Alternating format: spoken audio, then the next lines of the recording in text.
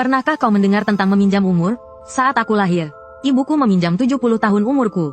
Setiap malam dia bersujud di hadapanku, dan mengikatkan uang 300 yuan ke tubuhku dengan benang merah.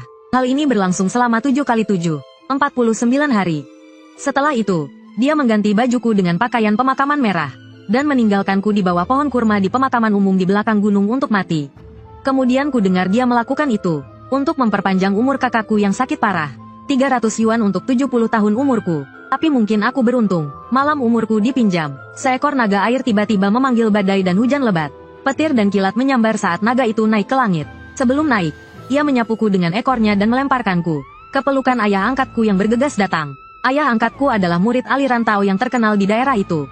Ia melayani alam baka di rumahnya yang didedikasikan untuk Dewa Erdu. Ayah angkatku memastikan bahwa naga air itu tidak bermaksud jahat kepada desa, dan tidak akan membawa bencana. Ia menganggapku sebagai hadiah dari naga itu. Dan karena ia dan ibu angkatku belum memiliki anak setelah bertahun-tahun menikah, ia membungkusku dengan mantelnya dan membawaku pulang. Ketika aku berumur 100 hari, penduduk desa mengetahui asal-usulku yang sebenarnya. Mereka menasihati ayahku untuk tidak mengadopsiku. Lagi pula, umurku telah dipinjam oleh ibu kandungku. Dan bahkan jika aku masih hidup saat itu, aku mungkin akan mati kapan saja. Ayahku ragu-ragu, tetapi ibu angkatku telah terlanjur sayang padaku. Dan dengan tegas menolak ayahku mengembalikan aku ke pemakaman untuk diambil malaikat maut. Ibu angkatku terlahir lemah dan sakit-sakitan. Setelah bersama ayahku, jika bukan karena ayahku diam-diam menggunakan metode rahasia untuk memperpanjang hidupnya, dia mungkin sudah meninggal. Karena kesehatan ibu angkatku yang buruk, mereka belum memiliki anak setelah 5 tahun menikah. Dengan mata merah, ibu angkatku membawaku kembali ke kamar. Tanpa diduga, aku memanggilnya ibu. Ketika ibu angkatku dengan gembira memberitahu semua orang, awalnya semua orang, termasuk ayahku, mengira dia hanya berbohong agar dia tidak mengembalikan aku. Tapi kemudian aku merangkak ke pelukan ayahku, dan memanggilnya ayah. Mata ayahku berkaca-kaca. Ia memutuskan untuk membesarkanku. Tidak peduli berapa lama aku hidup. Mungkin aku memang ditakdirkan untuk hidup dalam kasih sayang orang tuaku. Aku hidup sehat selama lebih dari 10 tahun. Hingga suatu hari di awal Juli ketika aku berumur 14 tahun. Saat liburan sekolah, aku pergi ke gunung untuk memetik kurma liar. Aku berjanji pada orang tuaku untuk pulang sebelum tengah hari. Tapi ayahku menungguku sampai matahari terbenam dan aku tidak kunjung pulang. Ayahku mengira aku pergi bermain ke rumah teman. Tapi ketika ia dan ibuku pergi mencariku dengan senter, mereka melihat bunga-bunga aneh berwarna merah darah bermekaran di sepanjang jalan setapak di depan rumah. Bunga-bunga itu membentang sampai ke gunung. Ayahku langsung merasa ada yang tidak beres. Bunga-bunga aneh itu membentang sampai ke gunung. Ayahku langsung merasa ada yang tidak beres. Ia menggandeng ibuku dan berlari ke gunung. Ketika mereka menemukanku, aku sudah meninggal. Di tengah lautan bunga merah darah, ibuku menangis terseduh-seduh di atas tubuhku. Hampir ikut pergi karena terlalu sedih. Ayahku berjongkok di bawah pohon kurma, mengeluh dan mendesah. Terdiam selama lebih dari setengah jam, menunggu sampai bulan sabit yang merah darah terbit malam itu. Ayahku mengeluarkan sepotong kain merah dari sakunya dan menutupi wajahku. Lalu memanfaatkan bahan yang ada, mengikat ranting kering sebagai kerangka, merobek kemeja putihnya sendiri sebagai penutup lentera, membuatkan lentera putih untuk ibuku. Kain merah menutupi wajah. Lentera putih menuntun jiwa, bunga hantu menaburi jalan. Ayahku baru membawaku pulang dan meletakkan aku di rumah tua, di dalam peti mati merah yang sudah disiapkan. Ayahku menyalakan lampu minyak di kepala peti matiku selama 3 hari. Hari keempat, untuk memperpanjang hidupku, ayahku meminta ibuku untuk mengganti pakaianku, dengan gaun pengantin merah besar yang disulam benang emas dengan motif naga dan burung phoenix. Menyalakan dupa dan berdoa, ayahku menjodohkanku dengan Dewa Yin yang tak terlihat. Tanggal 7 bulan 7. Ayahku mengundang seluruh penduduk desa ke rumahku untuk pesta pernikahan. Hari itu, panggung opera di depan pintu menampilkan pertunjukan hantu. Di meja pernikahan di luar, duduk penduduk desa yang tenang. Ayahku memberitahu juru masak untuk menyiapkan 18 hidangan dan 6 sup. Setiap meja juga harus disediakan 4 kati arak putih. Ibuku mengenakan bunga merah di kepala, membakar uang kertas emas sepanjang hari di kepala peti matiku. Sampai malam tiba, ayahku meletakkan anglo dupa di luar ambang pintu dan menancapkan 3 dupa. 2 pendek 1 panjang berarti tidak setuju. 3 dupa sama panjang berarti setuju. 3 dupa malam itu, dalam sekejap mata, semua abunya jatuh ke anglo. Sejak saat itu, di pergelangan tanganku terdapat gelang tulang naga. Dalam hidupku, ada suami hantu yang tak pernah kutemui. Pada usia 14 tahun, aku bangun dari peti mati. Ayahku berpesan, jika ada yang bertanya, aku harus mengatakan bahwa aku hanya sakit. Tidak boleh menyebutkan bahwa aku pernah hidup kembali. Ayahku berkata, di tempat yang tak terlihat oleh mata manusia, malaikat maut dan para dewa hidup berdampingan dengan kita di ruang yang sama. Jika malaikat maut tahu aku mencuri hidup, mereka akan mengadu ke neraka. Ayahku juga melarangku bertanya tentang suami hantu itu. Hanya memberitahuku untuk menunggu sampai saatnya tiba. Suami hantu itu akan muncul sendiri. Dan penantian ini berlangsung selama 7 tahun. Tahun ini aku berusia 22, baru saja lulus kuliah. Secara kebetulan, dengan kemampuan mental yang kuat, aku secara tidak sengaja menjadi seorang penguji game horor. Ini adalah profesi baru yang jarang muncul dalam 3 tahun terakhir. Tugas utamanya adalah membantu para klien yang membuat game live action bertema supranatural. Untuk menguji pengalaman bermainnya, bisa dibilang investasi rendah, keuntungan tinggi, risiko tinggi, cepat kaya, cepat mati. Karena kekhususan pekerjaan ini, mau tidak mau akan berurusan dengan hal-hal gaib. Rekan-rekanku yang masuk ke profesi ini telah mengundurkan diri dan mencari pekerjaan lain. Hanya aku yang masih bertahan dan rajin menerima pesanan. Bukannya aku sombong, merasa diriku hebat dan berani. Tetapi aku menyadari, setiap kali aku bertemu makhluk halus dan diganggu olehnya, selalu ada kekuatan tak terlihat yang melindungiku. Tanggal 10 bulan 7 Imlek, bertepatan dengan ulang tahunku yang ke-23, aku, yang tidak tahan alkohol, dipaksa minum 3 botol bir oleh sahabatku yang tak berperasaan, Shen Leian. Malam itu, aku kembali mengalami tindihan. Dalam keadaan setengah sadar, samar-samar kulihat sesosok bayangan gelap memanjang muncul di depan tempat tidurku. Bayangan itu mengenakan pakaian kuno, dengan jubah hitam bersulam motif naga emas gelap. Ia mengangkat jarinya dan menarik keluar energi hitam dari dahiku. Bibir tipisnya terbuka sedikit, suaranya dingin dan mengintimidasi. Pergi, kabut hitam pekat itu langsung menghilang. Pria itu mengulurkan tangan besarnya yang berbuku-buku jari ke arahku, mencengkeram daguku dengan nada suara yang tiba-tiba lembut. Gadis bodoh, bagaimana rasanya memakai tulang naga milikku? Gelang tulang naga di pergelangan tanganku berkedip-kedip memancarkan cahaya biru tua. Aku membuka mata dengan linglung, melihat siluetnya yang tampak samar. Entah kenapa, aku meraih tangannya, dan menggosokkannya ke pipiku dengan manja. Jakunnya bergerak. Detik berikutnya, ia mendekatkan tubuhnya padaku. Suaranya yang jernih dan lembut seperti mata air yang mengalir di pegunungan, merdu, dan membuat hatiku berdebar. Hanya beberapa kata saja sudah cukup untuk membuatku tersipu malu. Kau sudah dewasa, janji 7 tahun lalu harus ditepati. Ratu Nagaku, tangan besar yang dingin itu menggenggam tanganku. Nafas pria itu yang panas berhembus di telingaku, membuat hatiku yang sudah gelisah semakin berdebar tak karuan.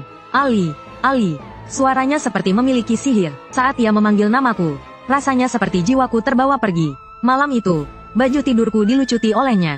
Tangan besarnya menjelajahi seluruh tubuhku. Aku bingung dan mencoba meronta, tetapi ia membungkam bibirku dan menahan kedua tanganku. Saat ia mulai menciumku, tangan besarnya menekan punggungku, seolah ingin meremukkan dan menyatukanku dengan tulangnya. Aku merasa sakit, dan terus menangis dan meronta dalam pelukannya.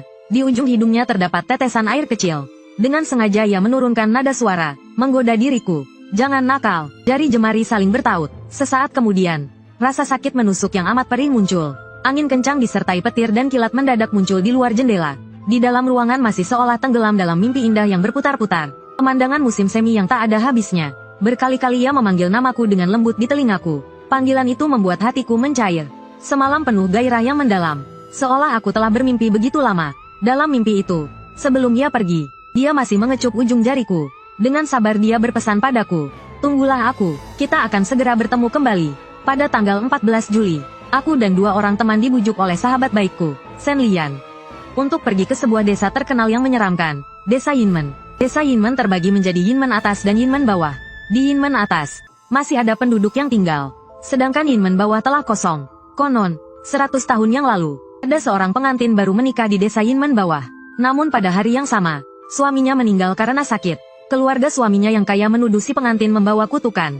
Mereka bersikeras bahwa si pengantin telah menyebabkan kematian putra mereka. Mereka memaksa untuk mengubur pengantin itu hidup-hidup. Karena marah, sang pengantin wanita membakar seluruh keluarganya sampai mati.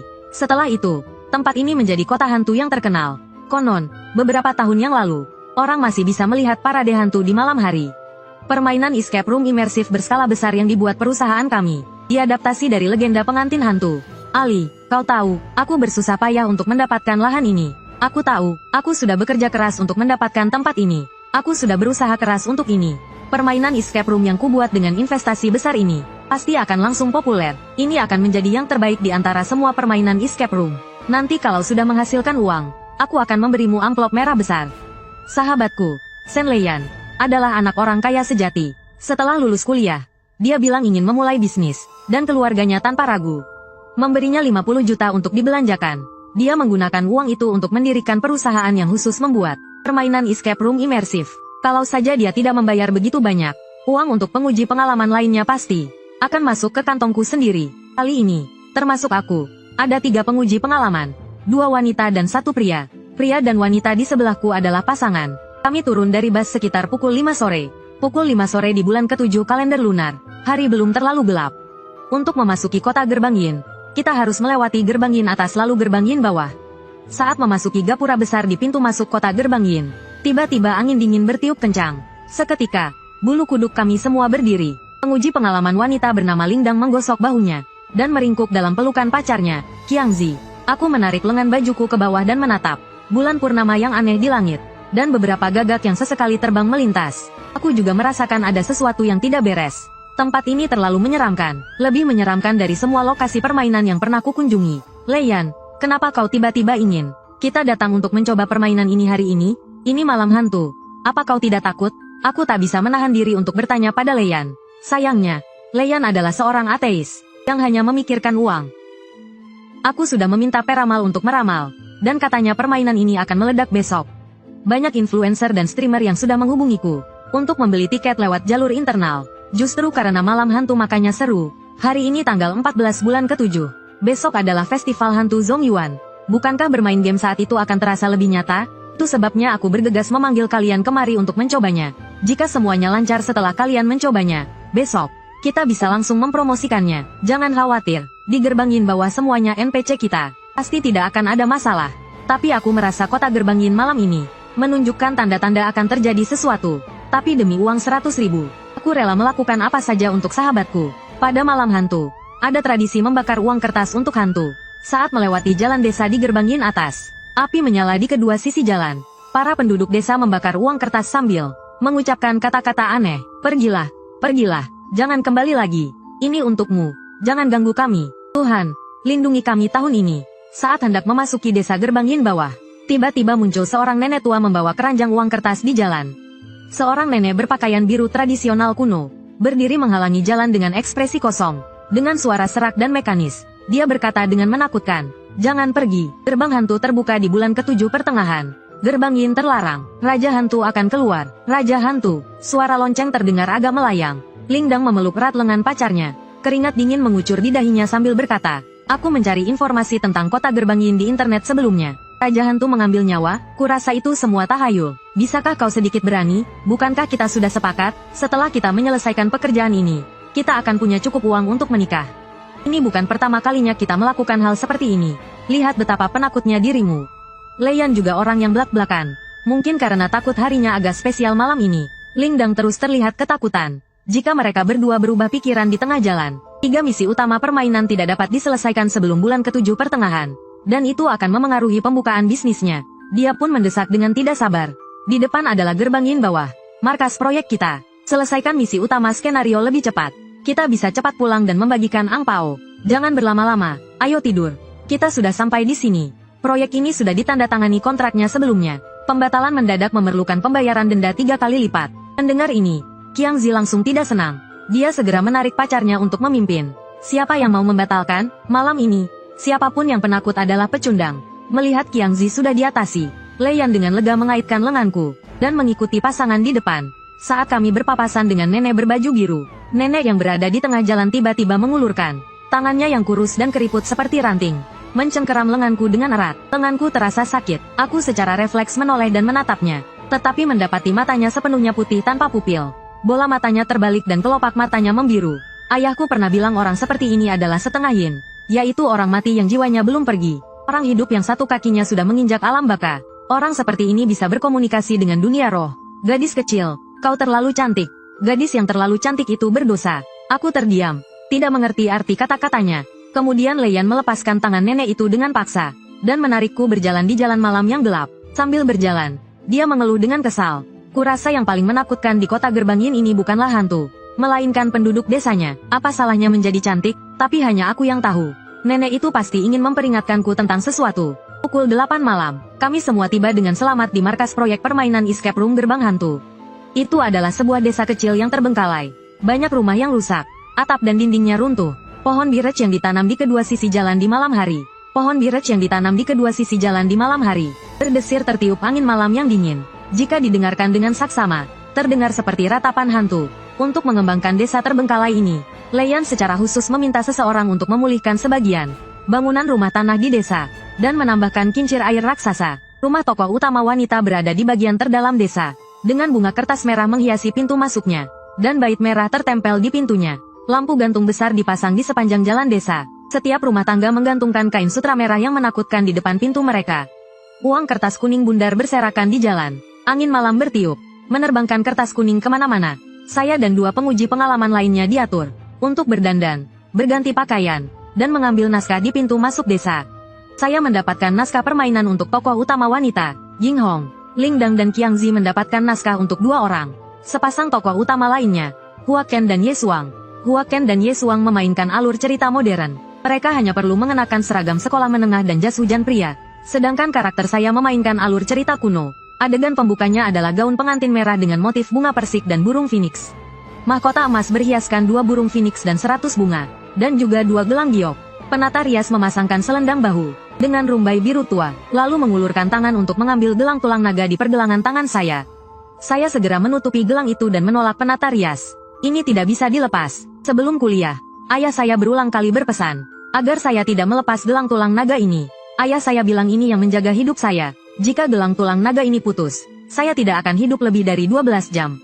Karena pengalaman aneh di masa kecil saya, selama bertahun-tahun saya percaya bahwa gelang ini dapat memperpanjang hidup saya. Saya bahkan tidak pernah melepasnya saat mandi. Penata rias tampak kesulitan dan memandang Leian.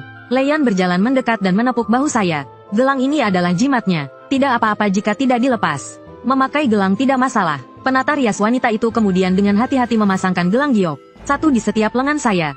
Penguji permainan horor juga disebut penekan energi negatif. Pihak pengembang game menghubungi kami bukan hanya untuk mengisi formulir umpan balik pengalaman. Arti yang lebih penting adalah, lokasi permainan horor seringkali secara tidak sengaja terkena energi negatif.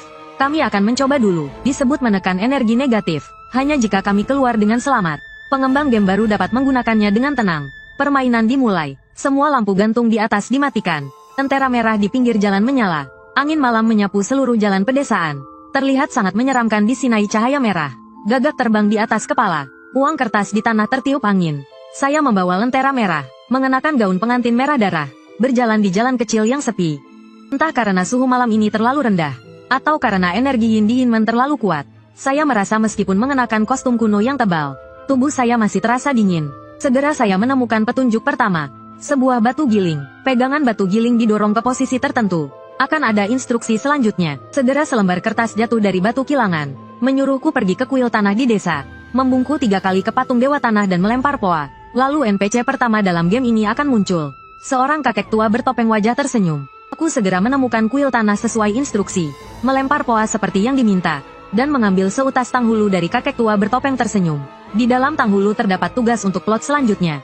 Aku menghabiskan 2 jam untuk menyelesaikan 17 level sebelumnya. Level ke-18 adalah level terakhir. Pernikahan hantu di aula pernikahan. Aku harus bekerja sama dengan para NPC yang memainkan berbagai peran. Tangan diikat dengan tali merah. Mulut disumpal dengan uang kertas. Dibawa ke aula pernikahan dan menyembah bersama ayam jantan. Lalu dilempar ke dalam peti mati. Ada lubang kunci di peti mati.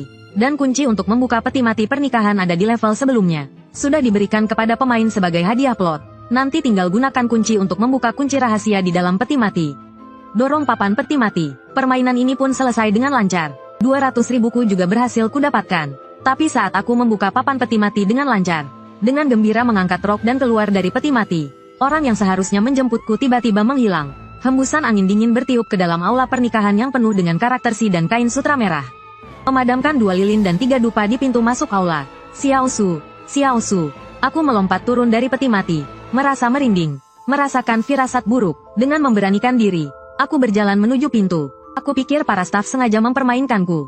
Siapa sangka, begitu keluar, aku baru menyadari, bulan purnama di luar berwarna merah. Bunga kertas merah yang tadinya terpasang di pintu, berubah menjadi bunga higanbana sungguhan. Di bawah sinar bulan, sebuah bayangan hitam jatuh ke tanah. Tanpa wujud, perlahan berjalan ke arahku. Tanganku yang memegang rok tiba-tiba berkeringat dingin. Dengan sangat ketakutan, aku berbalik dan berlari masuk ke dalam rumah. Tapi begitu aku menoleh, tiba-tiba aku bertabrakan dengan boneka kertas berbaju hijau. Boneka kertas itu membelalakkan matanya dengan ekspresi tersenyum di wajahnya. Wajah pucat yang tiba-tiba membesar, membuatku menjerit ketakutan. Pada saat yang sama, suara laki-laki yang serak dan rendah menyebar dari segala arah di atasku. Persembahan tahun ini sungguh cantik. Persembahan. Aku langsung berkeringat deras dan punggungku merinding. Jalan di depan terhalang. Aku menoleh dan melihat pintu kamar yang setengah terbuka. Hampir tanpa berpikir panjang, aku bergegas masuk, mengunci pintu dari dalam. Tapi bagaimana aku bisa lupa kalau makhluk kotor itu bukan manusia? Pintu tidak bisa menghentikan mereka. Aku sedikit panik. Satu-satunya pikiranku saat ini adalah segera mencari tempat persembunyian. Lemari. Ya, lemari mungkin tempat yang bagus. Aku mengertakkan gigi dan menyeret kakiku yang berat dan pegal. Berlari menuju lemari. Tapi dalam sekejap, aku didorong ke dinding oleh suatu kekuatan.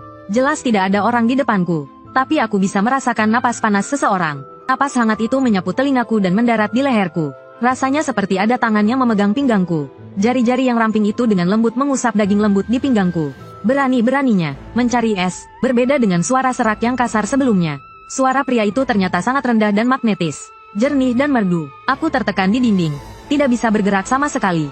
Keringat dingin menetes dari dahiku. Pernah dengar tentang hantu tindihan, tapi belum pernah dengar tentang hantu dorongan dinding. Jangan-jangan aku bertemu hantu mesum?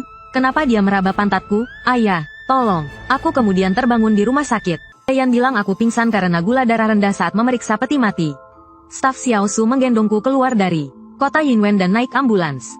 Dia juga sangat terkejut saat itu. Tapi setelah diperiksa di UGD, dokter hanya menyimpulkan gula darah rendah dan perlu banyak istirahat. Jadi saat aku bangun, tanganku masih diinfus glukosa. Dan ketika aku mengingat kejadian aneh yang sangat nyata malam sebelumnya, aku ingin bertanya pada Leyan apakah dua penguji lainnya mengalami hal aneh. Leyan menggelengkan kepalanya dengan bingung. Dia bilang kedua penguji itu diantar pulang ke apartemen mereka di kota provinsi dengan mobil perusahaan malam itu juga. Mengenai hantu raja dan bunga bakung neraka yang kukatakan padanya, Leyan bersikeras bahwa itu hanya mimpi, karena gula darah rendah dan ketegangan setelah pingsan. Lagi pula, malam itu aku pingsan di atas peti mati, di depan semua staf. Saat itu, satu kakiku masih di dalam peti mati. Semua orang yang hadir bisa menjadi saksi, Leyan berkata dengan yakin, ditambah dengan konfirmasi berulang dari para staf. Aku mulai meragukan diriku sendiri. Apakah semua yang terjadi malam itu hanyalah mimpi? Namun, Leyan memberitahuku bahwa penata rias menyadari bahwa salah satu gelang giok di pergelangan tanganku hilang. Tapi gelang giok itu bukan terbuat dari bahan yang berharga. Dia terlalu sibuk dengan pembukaan dan tidak sempat menyuruh orang mencarinya. Festival Hantu Bulan ke-7, permainan realitas virtual immersive Ghost Gate Escape, yang diproduksi oleh perusahaan Leyan menjadi trending. Tiba-tiba, permainan itu menjadi sangat populer di seluruh internet. Bahkan kota Yinwen yang terkenal angker, sering muncul di trending topik. Para streamer petualangan dan game realitas virtual menyiarkan langsung suasana permainan secara langsung. 10 mil bunga hantu, lentera hantu yang memandu jalan, dan pernikahan hantu menjadi tontonan terbesar pada malam festival hantu. Konon, pada malam pembukaan, pendapatan perusahaan Leyan mencapai puluhan juta. Seharusnya ini kabar baik, tapi sejak kembali dari kota Yinwen, aku mulai sakit flu. Padahal bulan Juli Imlek masih panas. Tetangga-tetangga menyalakan AC, tapi aku selalu merasa dingin di rumah. Aku bahkan memakai baju tidur musim dingin. Yang lebih menakutkan adalah tanggal 18 Juli. Malam itu ada petir dan akan hujan. Suara gurih bergemuruh di atas kepala, lebih seperti kemarahan hantu. Saat hujan deras mulai mengguyur jendela kaca, tirai putih menari-nari tertiup angin. Aku pikir jendelanya tidak tertutup, jadi aku berjalan ke jendela untuk menguncinya. Tapi ketika aku mendekat, aku menyadari bahwa jendelanya sudah terkunci. Tidak ada angin sama sekali di dekat jendela. Petir menyambar. Kilatan petir menerangi sesuatu yang diletakkan di ambang jendela di luar kaca. Itu adalah gelang giok yang hilang. Aku langsung ketakutan dan kakiku lemas. Wajahku pucat pasi dan aku jatuh duduk di lantai. Di cermin besar di dekat jendela yang menghadapku, ada dua aliran air mata darah di wajahku. Ada juga bekas cekikan merah keunguan di leherku. Aku yakin aku diganggu oleh sesuatu. Namun, keesokan harinya, berita yang dibawakan Leyan kepadaku membuatku seperti disambar petir. Aku hampir ketakutan setengah mati.